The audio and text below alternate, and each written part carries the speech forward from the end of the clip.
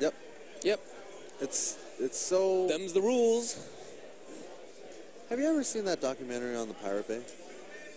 I don't think I've seen a documentary on him, no. I forget what it's called. I'm sure the Street Monsters watch it. I'm sure the Street Monsters know, but that documentary changed the way that I looked at everything, really. Because it talked about how information... It made the position that information is the new oil.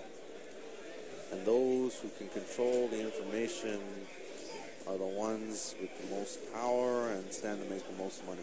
I 100% agree on that. And re-conversation of using Linux, you might guess my position on a lot of that stuff.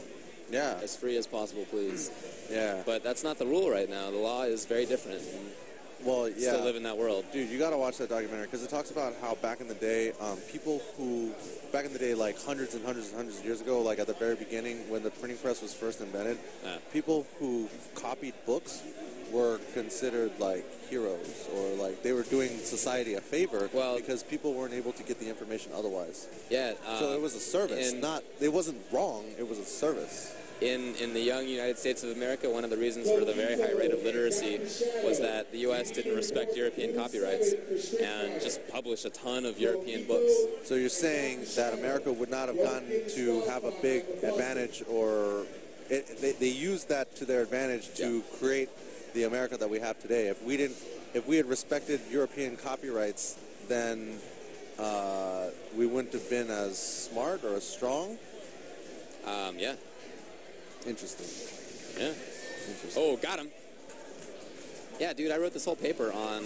I would love to read it. How, where can people read it? You know what the title is? What is it? Copyright infringement as an engine. So, yeah. I love it. I love it. Where can people find it? It's not on anything. Don't tell me that you wasted this paper on a class. Yeah, sort of. Not really. I mean, it was published, but it's not online or anything. I think it's time to put it up. Yeah, I've been thinking about David. that lately. So Ricky's actually having a pretty close battle against this Dudley, but until he threw out the Jesus kick. Yeah, here's one thing about Ricky though.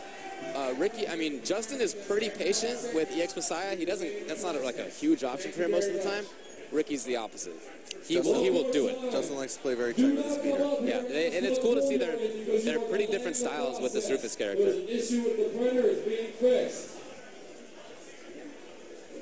They got real different styles, and people often try to test Ricky's reactions. No, you don't want to test Ricky's reactions. You just can't do it. Yeah, I feel like it's a lesson that people refuse to learn, or at least don't know. You could beat Ricky in different ways. Reactions isn't.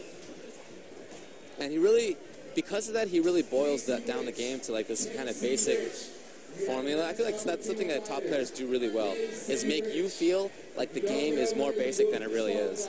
And by not doing anything. Yeah, it feels like they remove a lot of your options, and you feel. Oh yeah. That's a very special talent. Yeah, it is, because the game is full of options and is very complicated. And it is for them when it's a very top player against a very top player. It is still. But when it's a very top player against somebody who doesn't really know what to do against them, it feels like it's the most simple and frustrating game in the world. Yeah. And that's developed.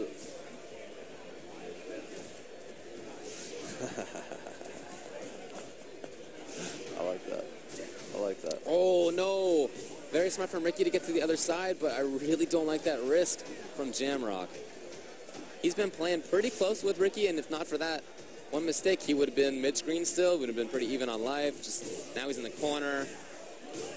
Ricky not going to use super yet. EX, yes. Oh, yeah. Yeah. Thank you.